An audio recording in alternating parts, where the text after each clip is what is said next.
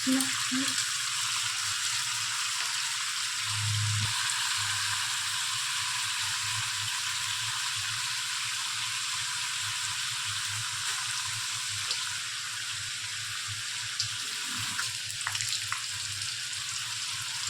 প্রথম একটু জিরে দিয়ে দিয়েছি, তারপরে তেল দিয়েছি, তারপরে একটু ফোড়ন দিয়েছি, একটু শুকনো লঙ্কা, একটু তেজপাতা।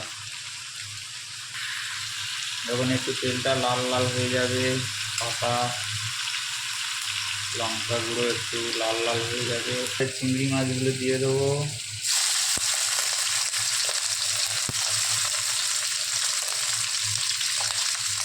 হলুদ দিয়ে দেবো স্বাদ মতো, তারপরে একটু লবণ দিয়ে দেবো।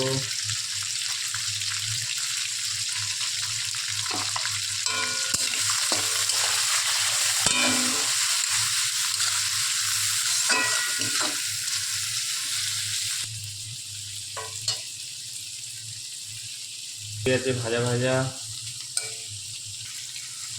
এবার একটু টমেটো কুচি দিয়ে দেবো, তারপরে পেঁয়াজ কুচিগুলো দিয়ে দেবো।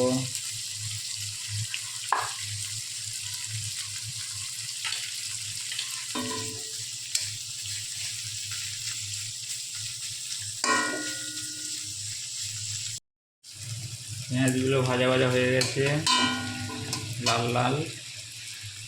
এবারে ওতে আদা রসুন বাটাটা দিয়ে দেবো।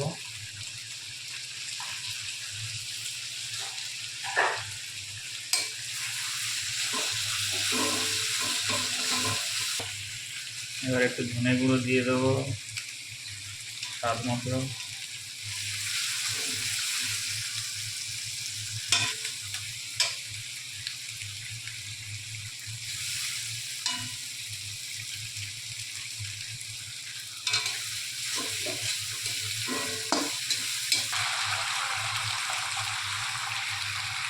এবার একটু কাশ্মীরি লঙ্কা দিয়ে দিলাম অল্প করে।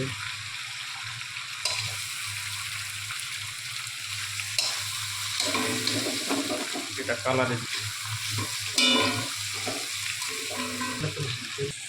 একটু মিট মশলা দিয়ে দিলাম।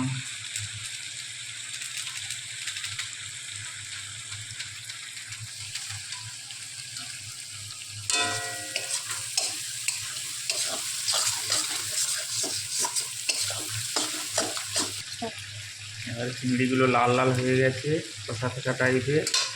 এবারে মুসুরির ডাল একটু ধুয়ে নিতে হবে, সেইটা দিয়ে দিলাম।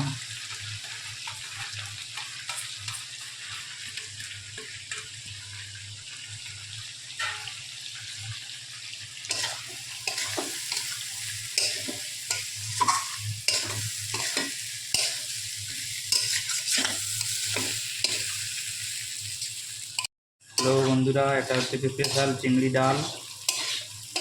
ভাজা ভাজা হয়ে গেছে ডালটা। দেখো ডালের মধ্যে একটা ফুটফুট ভাব এসেছে, তেল তেল ভাব। এবারে জলটা দিয়ে দেবো।